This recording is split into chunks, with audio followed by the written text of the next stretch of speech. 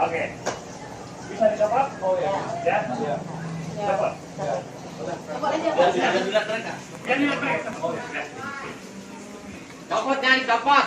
Stop. Udah jangan kayak. Nanti keluar lagi. Coba bantuin dong, bantu.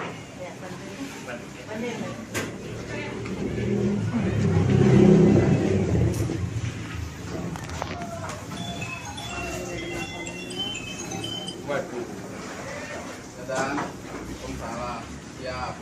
So, Lokasi di Bapak Pendeta, Saya taruh. saya orang Kristen yang lahir di Belanda dan saya sekarang jadi aparat sipil. Mau saya sudah tidak ada perdebatan di antara kita sekarang. Kita buat satu perjanjian supaya masyarakat di luar itu mempercayai bahwa kegiatan beribadah di tempat ini yang hari ini dinyatakan sudah tidak. Gitu ya. Ini yang kami pandang adalah keselamatan kita, keselamatan apa? Keselamatan kita. Jangan sampai kita konyol. Sekali lagi pesan saya, gitu. Berpikirlah seperti ular berhati seperti mata. Banyak itu pengertian. Ya, jadi kita selaku si pemilik rumah nanti sebentar lagi datang Pak Lurah, datang perwakilan dari warga serta ulama setempat untuk membuatkan surat pernyataan. Ya, nanti lebih lanjutnya kita mau sharing-sharing, ngobrol-ngobrol, ketemu.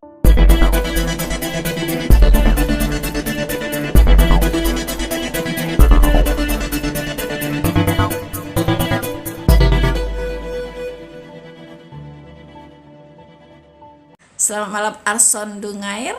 Ya, sorry ya kalau saya salah-salah sebut namanya gitu ya. Nggak lurus gitu sebut namanya ya. Karena ada nama tuh yang agak susah gitu. Oh ya lama mana Pak itu randang hati itu. Oh sero bana Pak. Tambuh makan Pak kalau pakai randang hati itu. tambuh cie gitu kan. Tambah gulai jari yang tambah mantap Pak. Abuy patai, sambalado, tambah mantap. Ya, bahasa apa Bu malam ini? Bahas apa? Ya teman-teman maunya bahas apa? Coba di request, ya di request boleh ya. Kita mau bahas apa nih? Kasus pembubaran ibadah di Tangerang. Oh mau dibahas? Oke siap. Ya oke kita bahas ya. Ya itu sebenarnya saya sudah upload ya beberapa video tentang ini dan juga kita sudah pernah membahas, tapi tidak masalah kita akan membahas kembali sejauh mana perkembangannya ya, mungkin seperti itu ya teman-teman ya. Ya karena thank you Benny, thank you untuk mawarnya ya. Oke. Elman selamat bergabung. Bapak Raden Yusuf, Michael Han ya, kenapa polisi berlaku seperti itu? Ya, kenapa polisi berlaku seperti itu ya? Semua kembali ke pemahaman ya dari polisi tersebut tentang konstitusi negara ya. Kemudian kembali kepada sikap hidup dari polisi tersebut. Kadang dia tahu loh konstitusi, tapi dia tidak mau menegakkan konstitusi. Ya. Dia tidak mau menegakkan konstitusi mungkin karena takut dengan orang banyak. Ya kan? Jadi mengikut yang banyak. Nah, kalau polisi atau aparat mengikut maunya orang banyak, itu kita sudah jatuh namanya kepada hukum rimba. Ya. Karena dalam hukum rimba yang kuat memakan yang lemah. Jadi hukum rimba itu tidak mengenal aturan, tidak mengenal keadilan, tidak mengenal kebenaran, ya, tidak mengenal undang-undang, tidak ada. Pokoknya yang kuat memakan yang lemah, itu hukum rimba. Jadi kalau ada aparat berpihak kepada yang banyak walaupun salah, itu dia sedang mempraktekkan hukum rimba di negara ini, teman-teman. Ya, Bang Olia, selamat bergabung. Frit, selamat bergabung. Ya, selamat bergabung teman-teman.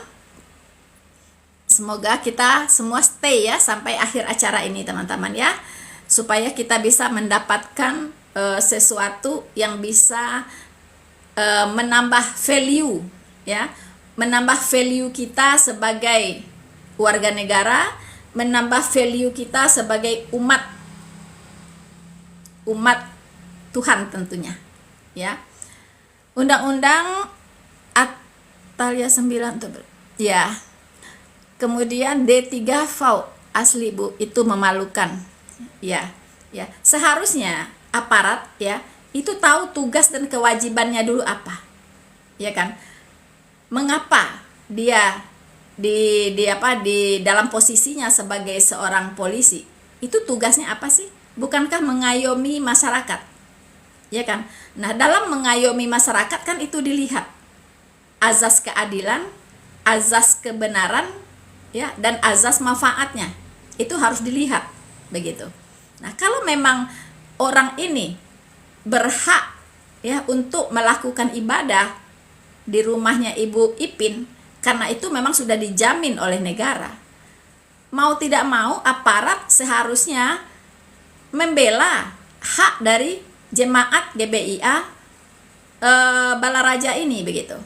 Ya, bukan malah menyuruh untuk mencopot itu spanduk. Itu cuma spanduk ya, spanduk doang gitulah ya, ada nama GBIA Balaraja, sudah selesai gitu, nggak ada macam-macam saya lihat. Nah, itu harus dibuka, artinya memang katanya tidak ada diskusi lagi setelah ini. Saya dengar polisinya bicara seperti itu ya, cerdik seperti ular, tulus seperti merpati. Nah, katanya seperti itu. Artinya jangan konyol katanya. Ya. Apa yang dia maksud jangan konyol? Ya, dia ingin mengatakan Anda itu minoritas gitu. Jadi kalau melawan mayoritas pasti kalah. Itu yang dia maksud dengan konyol. Kalau saya pahami ya, seperti itu. Itu kan tidak pantas. Ya, seharusnya aparat itu harus menegakkan konstitusi negara. Ya. Apakah polisi ini kurang mendapatkan pelatihan atau kurang mendapatkan pembinaan atau bimbingan ya, atau pembekalan ya sebelum dia terjun ke lapangan begitu ya. Memang semua aparat harusnya dibekali ya dengan pengetahuan tentang hukum, tentang konstitusi negara, tentang Pancasila, tentang Undang-Undang Dasar 1945. Itu semua penegak hukum harus paham itu. Ya, jangan sampai ada penegak hukum tidak mengerti hukum. Nah, ini kan konyol sekali gitu, ya. Penegak hukum tidak mengerti hukum. Kalau pengacara memang dia sekolah hukum, dia pasti mengerti hukum. Karena dia sekolah hukum, ya. Tetapi kalau yang namanya polisi sebagai penegak hukum juga itu harus diberikan pembinaan yang maksimal tentang hukum. Jangan sampai penegak hukum melanggar hukum. Nah, begitu teman-teman. Ya. Jadi kalau negara sudah menjamin setiap penduduk untuk beribadah, tidak ada alasan apapun untuk melarang orang beribadah. Namanya juga menjamin. Apa sih artinya menjamin? Misalnya, saya mau melewati sebuah daerah begitu, ya. Di situ banyak preman-preman, ya kan? Lalu satu orang pimpinan di sana berkata, Bu Rina lewat aja, saya jamin Bu, Ibu pasti bisa lewat, tidak akan ada apa-apa. Nah, itu dia menjamin. Artinya semua orang yang akan menghalangi saya lewat itu harus diatasi begitu, harus diatasi, ya, karena dia sudah menjamin saya untuk bisa lewat di situ, walaupun di situ banyak preman-preman. Nah, dia harus menghalangi preman-preman ini untuk mengganggu saya. Itu namanya menjamin. Ya. Nah, jadi kalau negara menjamin setiap penduduk untuk beribadah, itu orang yang melarang-larang orang beribadah itu harus harus harus diatasi begitu. Tidak boleh, karena negara menjamin. Nah, itu. Jadi pengertian ini yang masih blunder ya pada pihak kepolisian begitu. Karena kejadian bukan cuma satu kali ini. Ya, sudah berulang kali. Ya. Kalau teman-teman masuk ke channel YouTube saya nggak tahu lagi ini sudah keberapa kali saya berteriak-teriak ya, setiap ada pembubaran gereja. Teman-teman, saya bersuara itu karena kasih. Ya. Kasih itu tidak bersukacita melihat ketidakadilan. Ya, tapi dia bersukacita karena keadilan. Ya. Saya tidak lihat Anda dari gereja mana. Saya tidak lihat Anda dari denominasi mana. Saya harus suarakan itu karena saya sangat tidak bersukacita kalau ada ketidakadilan di negeri ini. Itulah kasih. Ya. Jadi kalau orang mengaku-ngaku dia Kristen, dia punya kasih, tetapi dia membiarkan saudara seimannya mengalami persekusi seperti itu karena tidak termasuk ke dalam kelompok dia, tidak bagian dari organisasi dia, tidak merupakan bagian dari denominasi dia, itu dipertanyakan apakah orang-orang ini punya kasih atau tidak. Ya.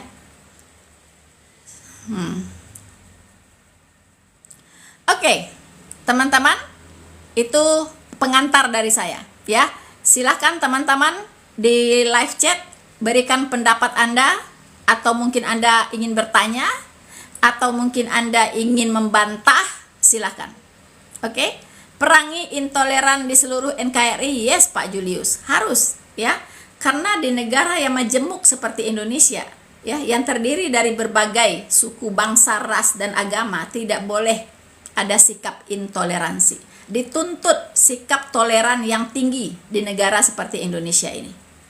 Ya, karena kita juga bukan negara agama, kita adalah negara hukum. Ya, kita negara hukum. Jadi harus taat hukum. Sebut saja apa itu? Baiknya naikkan agar banyak yang bertanya. No, mungkin Tabela baru hadir ya di room saya ya. Saudara Tabela ya. Saya memang berbeda dari konsep live teman-teman yang lain ya. Konsep live saya itu saya tidak menaikkan siapapun ya. Kalau Anda ingin bertanya silahkan tulis di chat. Nanti saya akan menanggapi. Ya. Karena kalau saya menaikkan nanti sudah nggak terarah gitu. Semua mau bicara begitu. Ya. Jadi tidak sampai ke poin-poin yang seharusnya kita dapatkan begitu. Ya. Akhirnya nanti debat kusir lah jadi ujungnya. Saya sangat tidak suka debat kusir. Jadi silahkan ketik. Ya, iya Pak Julius ya. Tidak ada ya. Tidak ada naik-naikan di tempat saya ya. Kita diskusi, Anda boleh bebas berpendapat, ketik di live chat itu ya, dan saya akan membacanya dan kita akan bahas. Kalau Anda tidak setuju dengan yang saya katakan, silakan Anda bantah di live chat juga. Oke. Sering saya lihat Ibu live dengan pendapat sendiri dan argumen sendiri. Pendapat sendiri, argumen sendiri itu diniscayakan ketika saya menjawab pertanyaan, ya. Tentunya saya akan menjawab sesuai dengan apa yang ingin saya sampaikan begitu, ya. Tapi dari jawaban saya, kalau ada yang tidak setuju, silahkan dibantah. Saya selalu membuka peluang itu ya. Saya sudah sampaikan, sudah jawab, apakah Anda setuju? Kalau tidak setuju, bantah, ya. Nanti saya akan counter lagi begitu, teman-teman ya. Ya, selamat malam Pak Mesatun, Pak Saidi Basah, Kambing Kaum Bingung. Aduh, namanya lucu sekali. Kambing Kaum Bingung. Ya, teman-teman, Bapak Dido, ya. Thank you teman-teman yang terus ya tap layar ya, teman-teman ya, biar tambah semangat kita ya. Ya, tetapi ada apa itu? Aduh, kelewat ya. Saya belum membaca lagi. Kelewat. Runningnya cukup cepat ini ya, live ininya. Selamat bergabung Selamat bergabung teman-teman. Winnerland, selamat bergabung. Elenia ya, selamat bergabung, dan minta maaf saya tidak bisa menaikkan teman-teman ya, karena konsep live-nya tidak seperti itu, begitu ya, untuk menjaga kondusivitas dan supaya kita bisa fokus dan bisa bisa membahas sesuatu secara mendasar ya. Jadi saya bisa menyampaikan sesuatu secara maksimal, begitu. Tidak ada debat kusir di sini. Oke? Thank you, Kristo. Ya, baru saja mendapat. Oke. Teman-teman, Alkitab tadi sore dibahas, Ibu Sofi menginjak Al-Quran. Maksudnya apa itu ya? Bu Sofi menginjak Al-Quran. Hah? Itu ya? Atau saya nanti baca lagi ya, karena running ke atas. Apa nih? Panglima Kumbang bilang aja takut apa itu? Takut. Setan itu takut sama saya loh ya, apalagi sama manusia. Nggak ada. Semua orang yang di dalam Kristus itu tidak ada roh ketakutan di dalam dia ya. Yang dia takuti hanya siapa? Tuhan saja ya. Tuhan itu yang harus ditakuti. Selagi namanya manusia itu tidak boleh takut. Setan takut dengan kita gitu ya, harus takut dengan kita karena Roh Kudus ada di dalam kita, dan kuasa roh-roh jahat yang ada di luar sana itu gentar dengan Roh Kudus yang ada di dalam dada semua orang yang percaya kepada Tuhan Yesus. Oke, salam Rusmina Panjaitan, salam damaiku, selamat malam, selamat bergabung ya. Pak Julius ya marah ya. Ya, begitulah Pak. Ya, kita harus panjang sabar ya. Ya, tidak apa-apa. Teman-teman, jadi kembali ya ke tadi, hak Islam Islam agama yang benar menurut Islam ya. Menurut Islam kan? Ya, it's okay ya. Agamamu, agamaku. Oke?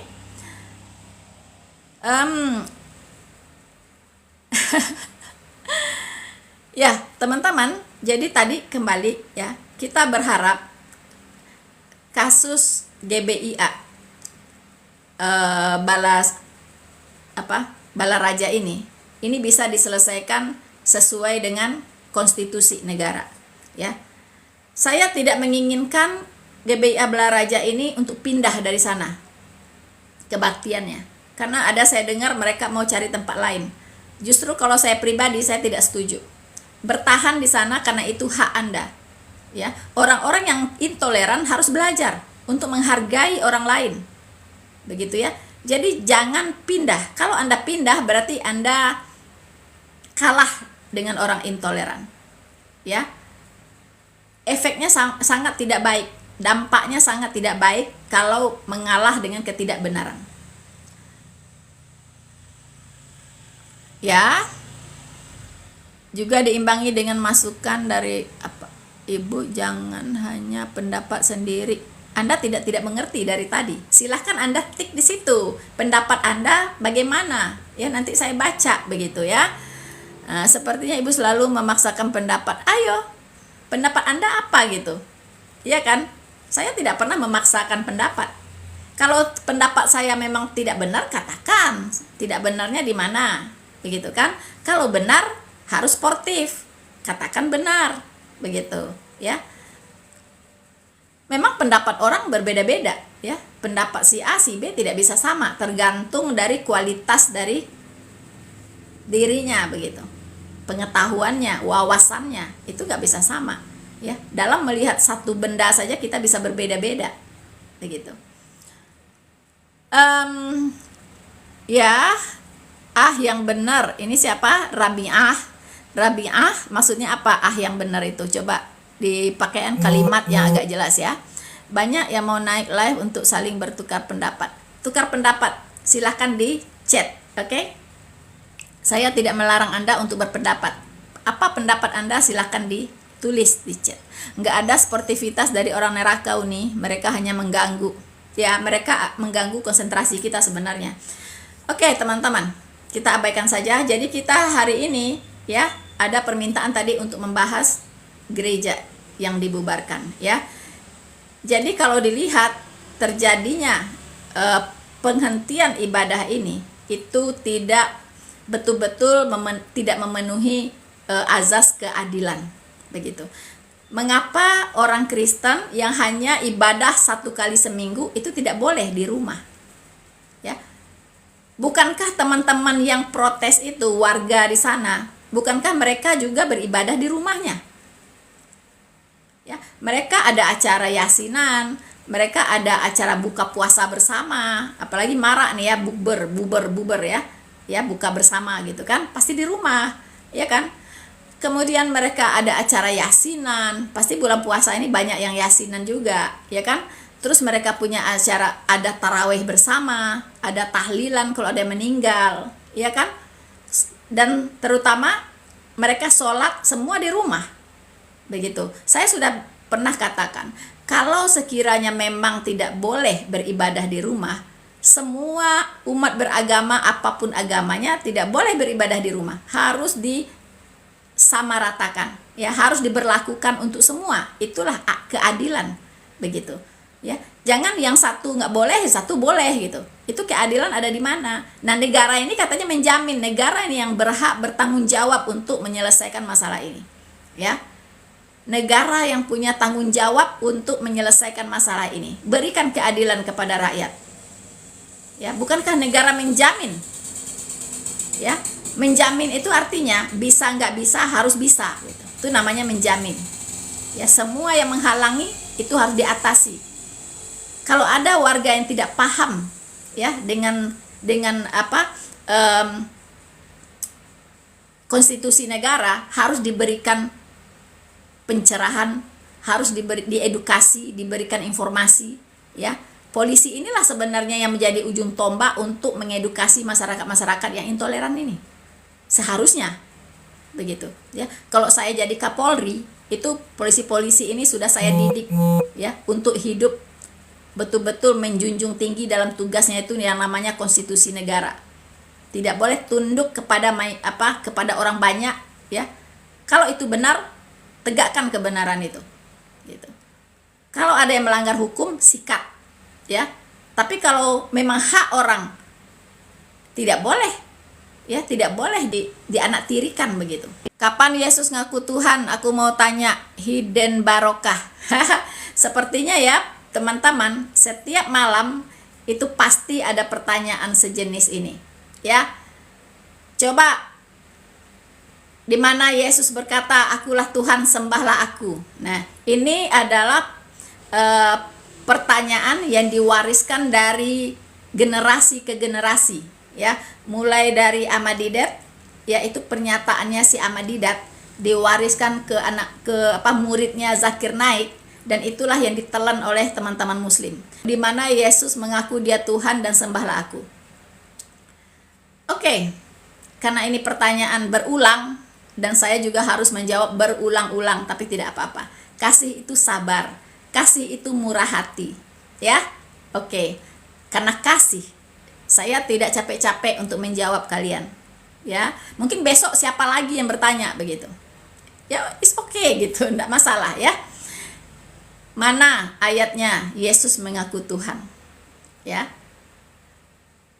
Tuhan Yesus berkata kepada murid-muridnya, ya. Engkau menyebut aku guru dan Tuhan. Kata-katamu itu tepat. Memang akulah guru dan Tuhan. Oke?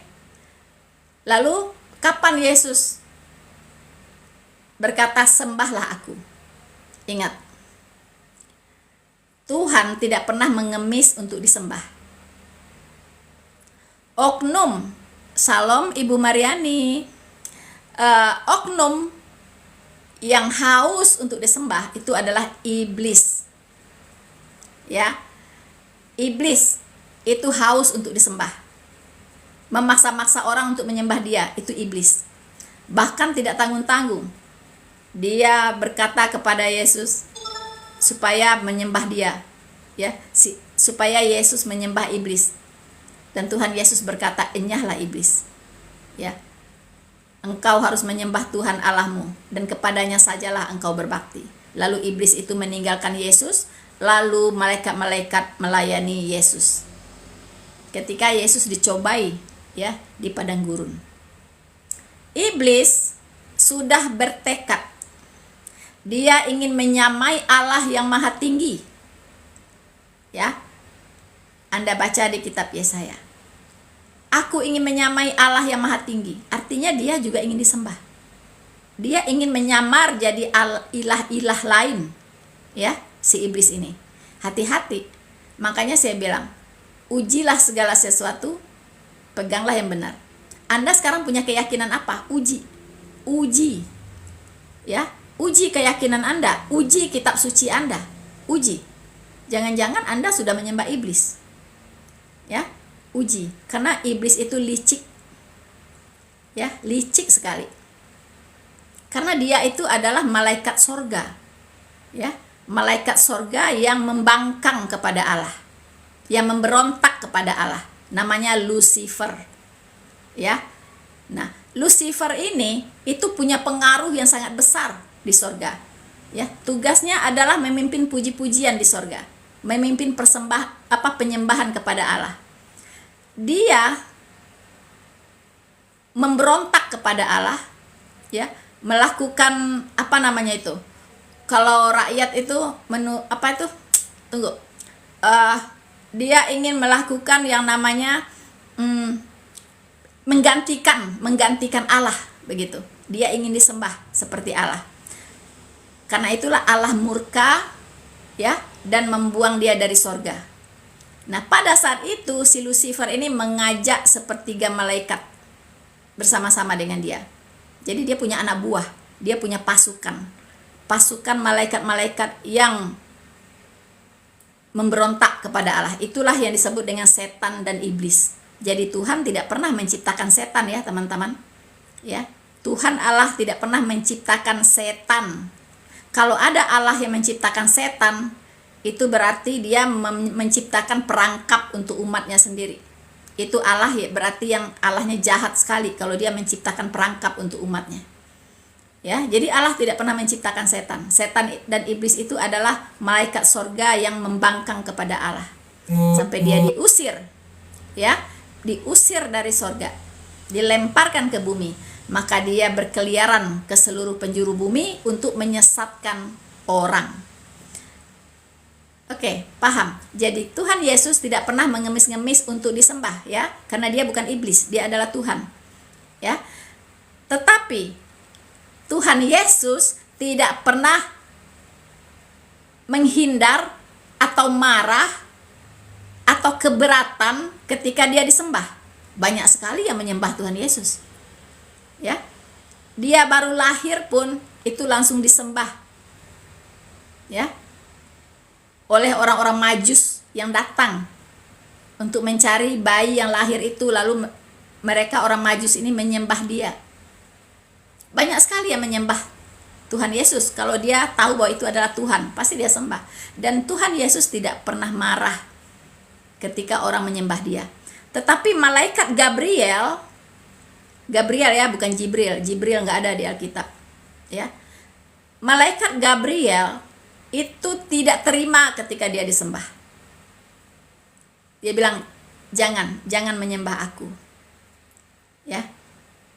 Tapi Tuhan Yesus tidak pernah melarang orang ketika orang menyembah dia, tidak ada. Tapi dia pun tidak mengemis-ngemis untuk disembah. Nah, itu ya, luar biasanya, teman-teman. Damaiku batu pijakan Yesus yang diangkat ke surga, kok batunya dicium-cium. Oh. Jawablah itu ya. Siapa yang bisa menjawab nih? Ya. Maria sembah anaknya Nek Rina. Oh iya, Cucu nggak tahu ya. Ya. Maria itu juga Tuhannya adalah Yesus. Ya. Maria itu punya juru selamat yang namanya Yesus. Jadi Yesus itu adalah Tuhannya Maria, juru selamatnya Maria. Karena teman-teman ini harus mengerti, harus paham ya. Karena dia tidak punya nggak nyampe otaknya untuk memahami itu. Ya, teman-teman. Jadi waktu itu Maria berkata, ya, bahwa dia merasa damai sekali, ya, merasa sangat bersukacita sekali dengan juru selamatnya. Ya, siapa juru selamatnya? Juru selamat cuma satu, ya, yaitu Yesus Kristus. Tidak ada lagi juru selamat yang lain. Jadi Maria itu juga diselamatkan karena imannya kepada Tuhan Yesus, ya. Tidak ada lagi jalan lain, ya. Orang bisa diselamatkan kecuali percaya kepada Yesus Kristus sebagai Tuhan, ya, dan juru selamat, teman-teman. Jadi itu Maria itu mengakui bahwa dia juga percaya kepada juru selamat, ya, juru selamatnya yaitu Yesus Kristus. Karena Tuhan Yesus berkata, ya, akulah jalan dan kebenaran dan hidup. Tidak ada seorang pun, ya, yang bisa datang ke rumah Bapa di sorga kalau tidak melalui aku. Ya, termasuk Maria. Kan tidak seorang pun. Tidak seorang pun, termasuk Anda, ya kan? Siapa nih? Si Uki, terus si Sultan Hadi, ya, termasuk Anda semua. Begitu, ya. Anda tidak akan bisa selamat kalau tidak melalui iman percaya Anda kepada Yesus Kristus. Begitu, ya. Hanya melalui Yesus Kristuslah orang bisa diselamatkan. Tidak ada jalan alternatif, tidak ada jalan lain. Ya, teman-teman. Yesus orang baik, mengapa kalian salibkan? Nah, ini lagi seperti kemarin, ya. Sepertinya saya harus membacakan kembali, ya, secara lengkap, ya. Kali ini secara lengkap membacakan yang namanya nubuatan untuk penyaliban Tuhan Yesus, ya. Jadi sudah dinubuatkan 700 tahun, ya. 700 tahun sebelum penyaliban itu terjadi. Begitu. Ya, jadi kita harus bacakan, ya, kepada teman-teman muslim ini supaya bisa paham begitu. Mengapa Yesus disalibkan? Itu sudah dirancang oleh Allah dari semula. Memang melalui penyaliban itulah, ya, orang-orang berdosa ini bisa diselesaikan dosanya, yaitu melalui penebusan oleh Sang Juru Selamat, yaitu Yesus Kristus. Kalau Anda memegang Alkitab di tangan Anda, mari kita buka, ya. Itu Yesaya 53, mulai dari ayat 2 dan seterusnya. Dengarkan baik-baik, ya. Kalapati, kemudian teman-teman muslim yang lain-lain, tolong difokuskan dulu untuk mendengarkan saya membacakan ayat ini supaya Anda tidak bangong lagi, gitu, ya. Tidak bangong lagi mengapa Yesus disalibkan, mengapa Yesus mati dan bla bla sebagainya. Yesaya 53, ya. Sebagai taruk ia tumbuh di hadapan Tuhan.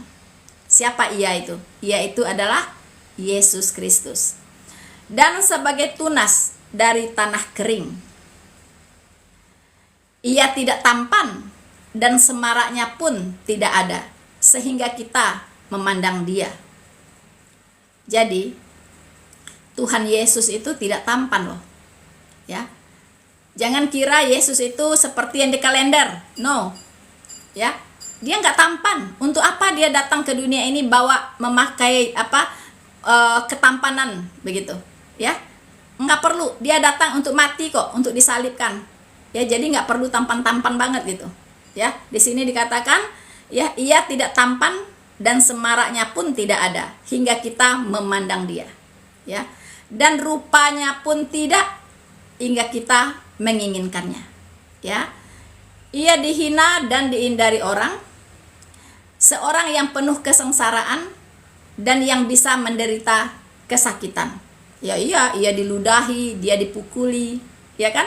Oh, waktu masih di dunia Tuhan Yesus, ya, itu dipukuli, diludahi oleh orang-orang Yahudi, ya, orang-orang fasik, orang-orang yang tidak mengenal Tuhan, begitu, ya. Ia sangat dihina sehingga orang menutup mukanya terhadap dia, dan bagi kita pun dia tidak masuk hitungan. Nah, dengarkan ini baik-baik, ya, teman-teman. Tetapi sesungguhnya penyakit kitalah yang ditanggungnya, dan kesengsaraan kita yang dipikulnya. Padahal kita mengira, ya, dia kena tulah, dipukul, dan ditindas Allah. Tetapi dia tertikam oleh pemberontakan kita. Dia diremukkan oleh karena kejahatan kita. Jadi, nih kalapati, ini Anda ini yang jahat, Anda ini orang berdosa, ya. Anda ini ya yang nggak benar, ya, orang yang nggak benar, orang yang penuh dengan dosa dan kesalahan. Nah, Yesus Kristus disalibkan, ya, untuk Anda supaya Anda bebas dari hukuman. Saya lanjut ayat 5, ya. Tetapi dia tertikam oleh pemberontakan kita. Dia diremukkan oleh karena kejahatan kita. Ganjaran yang mendatangkan keselamatan kepada kita ditimpakan kepadanya. Kita sekalian sesat seperti domba. Masing-masing kita mengambil jalannya sendiri. Ya. Tetapi Tuhan ini huruf besar semua, ya. Tetapi Tuhan huruf besar semua, Tuhan-nya huruf besar semua, itu mengacu kepada Allah Jehovah. Ya. Tetapi Tuhan telah menimpakan kepadanya kejahatan kita sekalian. Dan dianiaya, tetapi dia membiarkan dirinya ditindas dan tidak membuka mulutnya. Seperti anak domba yang keluh di depan orang-orang yang menggunting bulunya, ia tidak membuka mulutnya. Ya. Orang menempatkan kuburnya di antara orang-orang fasik. Dan dalam matinya ia ada di antara penjahat-penjahat. Jadi ketika Yesus Kristus disalibkan, itu di kiri kanannya ada 2 orang penjahat. Ya. Yang di sebelah kanannya malah disalib itu dia bertobat, menerima Yesus Kristus sebagai Tuhan dan Juru Selamatnya. Dan Tuhan Yesus berkata kepada dia, hari ini juga engkau akan bersama-sama dengan aku di Firdaus. Sementara yang di sebelah kirinya itu sama dengan anda ini, ya, Raman, ya, Kalapati dan kawan-kawan, itu yang di sebelah kiri itu sama. Dia apa? Menghina Yesus, menghujat Yesus, sudah disalibkan masih mau menghujat gitu. Ya, akhirnya datanglah burung-burung gagak, ya, mematuk dia sampai matanya bolong, sampai semua, ya, dipatuk oleh burung. Sementara yang di sebelah kanan hari itu juga bersama-sama dengan Tuhan Yesus di Firdaus. Oke? Nah, jadi artinya firman ini, nubuatan di kitab Yesaya ini sudah dinubuatkan itu 700 tahun sebelum penyaliban terjadi. Ya. Teman-teman muslim catat, ya. Jadi 700 tahun sebelum penyaliban terjadi itu sudah dinubuatkan oleh Nabi Yesaya. Lalu Anda mau bantah apa? Anda mau bilang diserupakan? Gak bisa, karena sudah dinubuatkan, ya. Sudah dipatenkan dengan nubuatan, tidak bisa lagi dilencengkan, tidak bisa lagi diubah-ubah story-nya, tidak bisa. Ya, Yesus Kristus itu disalibkan, mati, ya, karena menanggung dosa kita, menanggung kesalahan kita, ya. Hukuman yang harusnya kita tanggung ditimpakan kepadanya. Jelas tadi ditulis, ya. Nah, itu jawabannya mengapa Yesus harus disalib. Ya, supaya Anda bisa diselamatkan. Tetapi kalau Anda nggak percaya, ya Anda menanggung hukuman dosa Anda sendiri. Kalau saya tidak. Hukuman saya sudah dilaksanakan oleh Tuhan Yesus di kayu salib. Jadi saya kapanpun saya mati, saya pasti masuk surga. Tidak ada mudah-mudahan, tidak ada insya Allah. Oke? Ya, bagi orang yang percaya, keselamatan itu sebuah kepastian. Bukan mudah-mudahan. Ya. Sekarang Anda dengan cara apa Anda masuk surga? Oh, beramal. Seberapa banyak amal yang bisa Anda lakukan? Seberapa banyak? Oh, ibadah. Seberapa banyak Anda bisa ibadah? Oh, dosanya ditimbang-timbang. Terus timbangannya dipakai apa? Apa Anda tahu? Apa berat ke dosa atau berat ke pahala? Semua nggak ada yang tahu. Spekulatif. Ya kan? Tetapi di dalam iman kekristenan, keselamatan itu sebuah kepastian. Karena sudah dijamin oleh Tuhan Yesus. Ya. Sekarang Ibu cari tahu siapa penulis Lukas sebenarnya. Kami hanya menunggu apa yang Ibu jelaskan. Penulis Lukas. Penulis Lukas maksudnya? Surat Lukas. Ya. Penulis surat-surat itu semua ditulis oleh nama yang ada di situ. Ya. Surat Yohanes ditulis oleh Rasul Yohanes. Ya. Surat Markus ditulis Markus. Kitab Yesaya ditulis Nabi Yesaya, ya. Kitab Kejadian ditulis Musa, itu kitab Taurat Musa yang tulis. Kitab Yeremia ditulis oleh Nabi Yeremia. Tapi nggak tahu saya kalau sapi betina siapa yang tulis? Sapi betina yang tulis. Kalau ada Al-Jin, apa jin yang nulis? Silakan Anda jawab. Ya. Ya, nimang dosa dan amal bukan urusan manusia, kan Tuhan nggak jelas. Ya, nimbang dosa ya memang bukan urusan manusia, tetapi manusia harus tahu, ya, harus tahu bagaimana dia bisa memastikan bahwa dia ke surga atau ke neraka.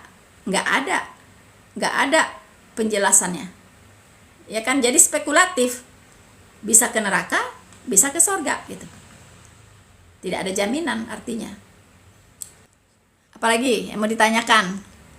Ya, teman-teman yang baru bergabung, ya, kita punya format di live ini itu tidak menaikkan siapapun, ya. Jadi kalau teman-teman mau berpendapat, mau bertanya, mau membantah, mau menghujat, silahkan di live chat saja. Sejak kapan Yesus jadi Tuhan? Ya, VVV. Sejak kapan Yesus jadi Tuhan? Sejak segala sesuatu belum dijadikan, dia sudah jadi Tuhan. Ya. Dia sudah ada sebelum segala sesuatu dijadikan, karena dia adalah pencipta. Ya. Dia berkata, "Akulah Alfa dan Omega, yang awal dan yang akhir, yang maha kuasa. Akulah yang terdahulu, akulah yang terkemudian. Tidak ada Tuhan selain daripadaku." Oke? Jadi jangan kira Yesus itu, ya, baru ada itu setelah dia lahir ke dunia ini. Tidak. Yesus itu sudah ada sejak permulaan, awal dari segala sesuatu. Ya.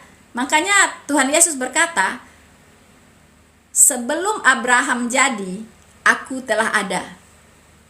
Ayo, Feve, pikir. Ya, Tuhan Yesus berkata, "Sebelum Abraham jadi, aku sudah ada." Coba, bisa paham? Ya, jadi bukan pas Maria lahir baru Yesus ada. Dia itu sudah ada. Dia itu adalah pencipta. Ya, pada mulanya adalah Firman. Firman itu bersama-sama dengan Allah. Firman itu adalah Allah. Ya, Firman itu telah menjadi manusia. Oke? Segala sesuatu dijadikan oleh Dia. Tanpa Dia tidak ada segala sesuatu yang dijadikan. Jadi Yesus Kristus adalah firman Allah, adalah Sang Pencipta. Oke? Lantas buat apa harus dilahirkan? Nah, tadi kan sudah dibilang, kenapa Dia dilahirkan? Tadi di surah Yesaya sudah dinubuatkan untuk menyelamatkan Anda dan saya, ya. Karena semua orang sudah berdosa, jatuh ke dalam dosa. Tidak ada satu manusia pun yang tidak berdosa. Nah, dosa harus dibereskan, ya, baru Anda bisa masuk surga. Kalau dosa Anda tidak dibereskan, Anda tidak bisa masuk surga, karena surga itu adalah tempat yang maha kudus. Ya, Anda tidak perlu berbuat dosa satu gunung, ya, untuk masuk ke neraka. Anda cukup membuat secuil dosa, itu sudah cukup membawa Anda ke neraka. Karena hanya dengan kekudusan yang sekudus-kudusnya, seseorang itu bisa masuk ke surga. Nah, kematian Yesus di kayu salib adalah untuk menguduskan Anda, ya. Hukuman Anda, dosa Anda itu dipikulnya, ditanggungnya, ya, dibereskannya di kayu salib. Tadi kan saya sudah bacakan nubuatannya di kitab Yesaya 700 tahun sebelum itu terjadi. Penyakit kitalah yang ditanggungnya, ya. Dia melakukan itu semua untuk keselamatan kita. Begitu. Mungkin ngapain capek-capek datang ke dunia? Tinggal dimaafkan saja kan selesai. Banyak kan teman-teman muslim berkata begitu. Tapi Anda salah. Tuhan itu adalah maha kasih, tetapi ingat, dia juga maha adil. Ya, Tuhan itu maha kasih. Dia ingin menyelamatkan Anda dari penghukuman dosa, yaitu neraka. Dia maha kasih. Makanya dia datang ke dunia ini menjadi manusia untuk menjadi juru selamat Anda. Ya. Dia rela menggantikan Anda dihukum supaya Anda selamat dari hukuman dosa. Tapi dia juga maha adil. Dosa harus dihukum, makanya dia harus turun menjadi manusia untuk dihukum. Nggak bisa tinggal selesai diampuni, selesai Anda masuk surga gitu. Nggak bisa, berarti dia tidak maha adil. Nah, sekarang konsep ini diambil alih oleh hukum dunia. Ya, kalau Anda mencuri atau Anda membunuh orang, lalu hakim menjatuhkan vonis Anda 20 tahun penjara. Keluarga yang membunuh Anda, ya, itu sudah memaafkan Anda. Iya Pak, katanya, kami memaafkan pelaku ini karena sudah membunuh saudara kami. Lalu apakah itu semerta-merta bisa membebaskan Anda dari tuntutan hukum 20 tahun penjara itu? Walaupun sekeluarga ini sudah memaafkan Anda. Nggak bisa, Anda harus tetap menjalankan hukuman di penjara 20 tahun. Ya, nggak ada hubungannya dengan keluarga ini sudah memaafkan Anda, itu masalah yang lain. Ya, jadi hukum Allah itu diadopsi oleh hukum manusia. Dan Anda tidak bisa menggantikan hukuman Anda 20 tahun ini dengan berbuat baik. Ya. Anda tidak bisa berkata kepada hakim, Pak Hakim, ya, saya mencuci mobil Pak Hakim aja seumur hidup saya, asal saya tidak dipenjarakan 20 tahun. Nggak bisa. Nggak ada itu aturan seperti itu. Tetap Anda harus dihukum 20 tahun.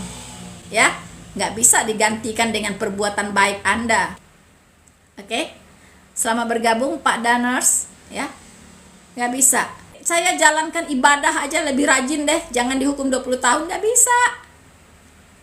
Nggak ada urusannya, kata Pak Hakim.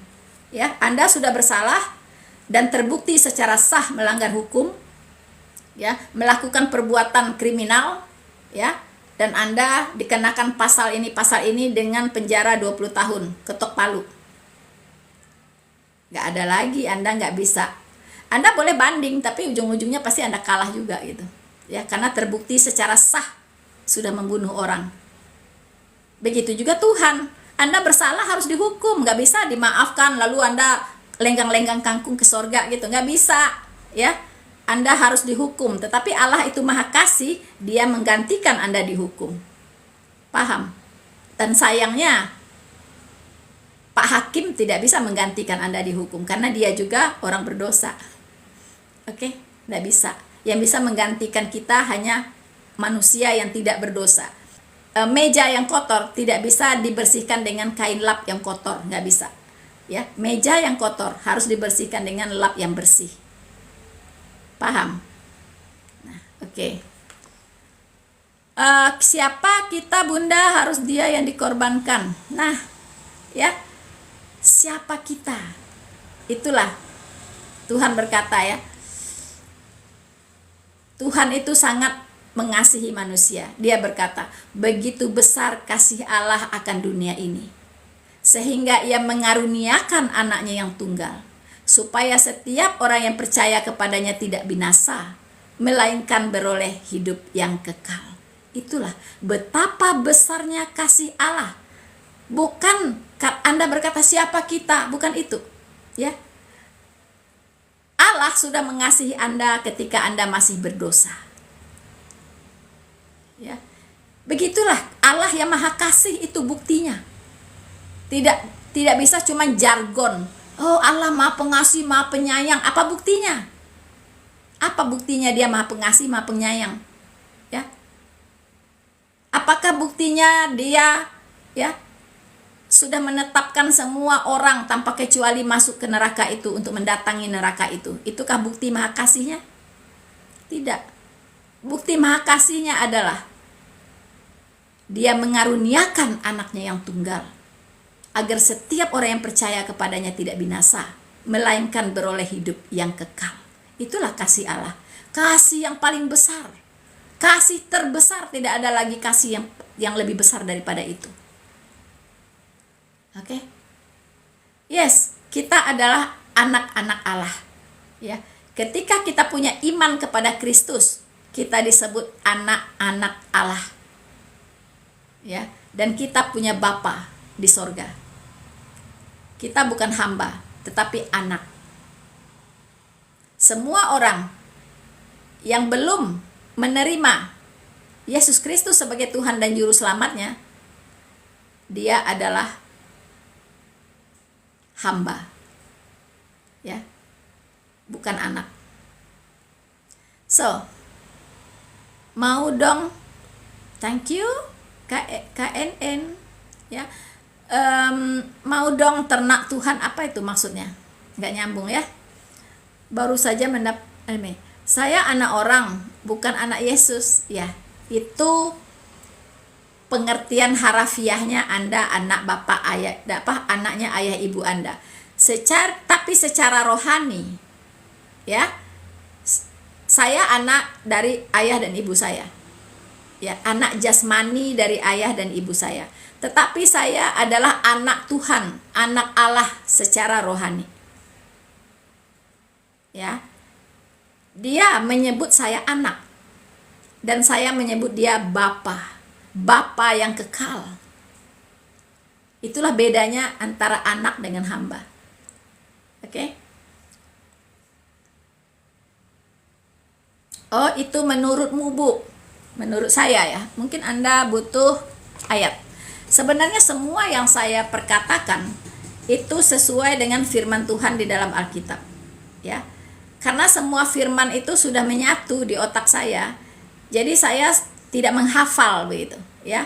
Tapi saya mempunyai satu rangkaian firman Tuhan yang sudah menjadi satu, ya, di dalam pikiran dan hati saya. Jadi saya tidak terbiasa, oh di surat ini, ayat ini tertulis gini-gini. Tidak seperti itu lagi. Itu orang baru belajar seperti itu, ya. Tetapi kalau orang sudah menguasai keseluruhan dari rancangan Allah, ya, itu sudah nggak bicara seperti itu lagi, ya. Kalau baru belajar, iya, begitu, ya teman-teman. Tapi bagi teman-teman yang sudah terbiasa mendengar kebenaran firman Tuhan, sudah terbiasa membaca Alkitab, mereka tahu persis saya berkata-kata sesuai dengan kebenaran firman Tuhan. Ya, begitu teman-teman. Bunda Maria sebelum Yesus hadir, Bunda Maria sembah siapa? Bunda Maria sembah siapa? Ya sembah Tuhan Yesus lah semua juga. Ya kan? Tuhan Yesus itu adalah Allah itu sendiri. Begitu, ya kan? Kan udah dibilang tadi. Anda harus memahami Elohim sebagai Allah Tritunggal. Ya.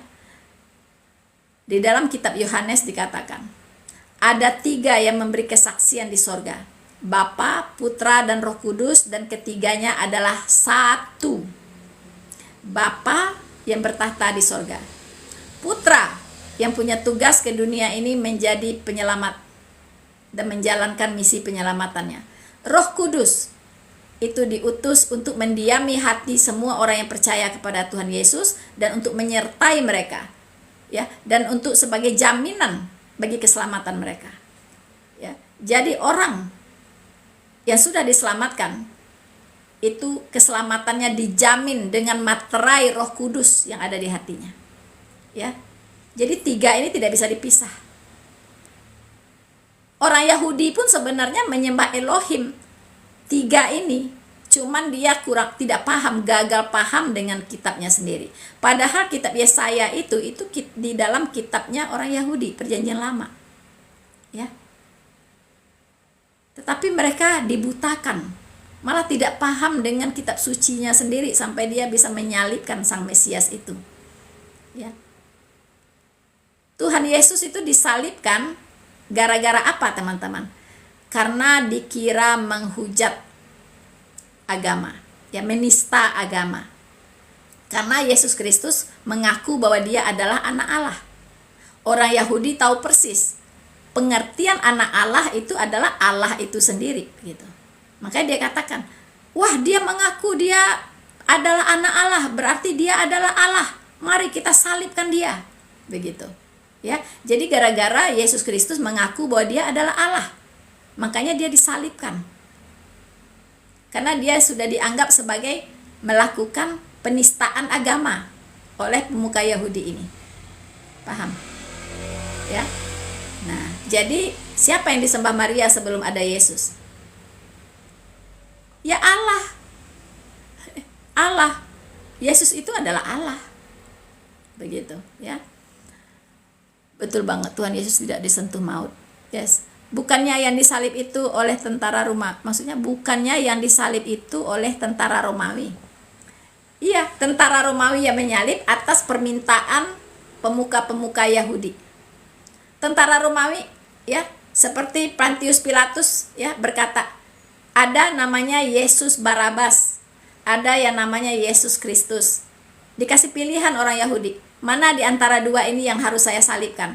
Karena Yesus Kristus ini saya tidak menemukan kesalahannya, kata tentara Romawi. Ya, yang penjahat justru Yesus Barabas ini.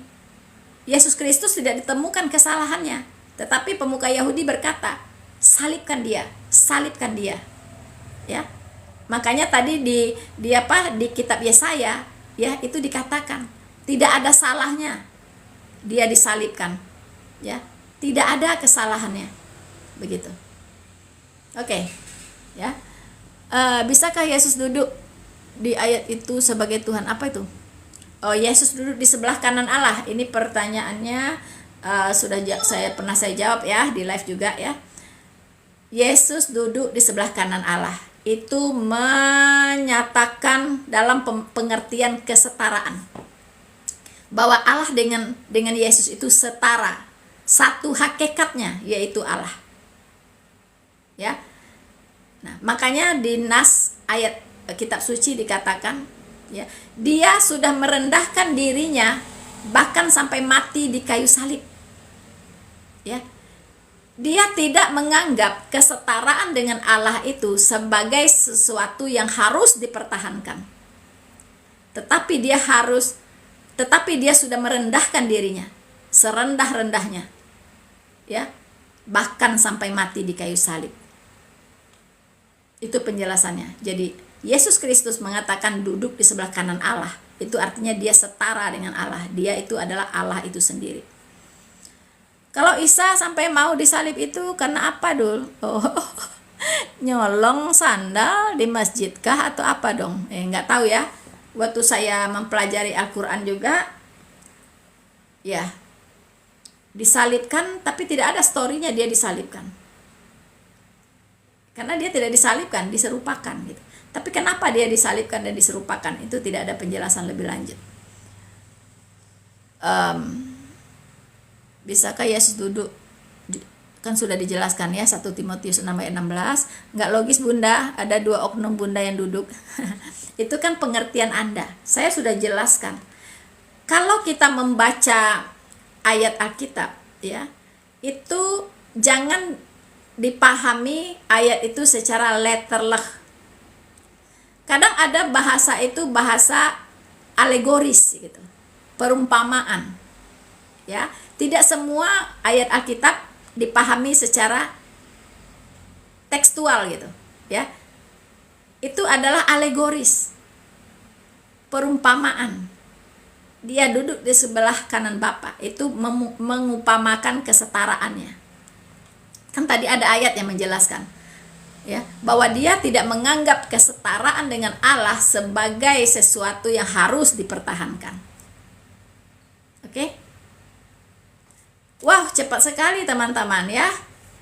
Ini tinggal 53 detik lagi, saya harus undur diri. Ya. Tidak apa-apa teman-teman, cukup banyak yang bisa kita pelajari pada hari ini, ya. Dan tentunya saya berterima kasih kepada teman-teman semua, baik teman-teman muslim. Saya memahami mengapa pertanyaan Anda seperti itu, karena memang karena ketidaktahuan, ketidakpahaman ya. Jadi saya sangat dengan senang hati untuk menjawab ya semua bantahan, pertanyaan teman-teman ya. Dan juga teman-temanku ya, yang teman-teman yang seiman ya, semoga apa yang kita bicarakan pada hari ini bisa menambah keimanan kita semakin mantap lagi di dalam iman yang benar kepada Yesus Kristus, Tuhan dan Juru Selamat kita.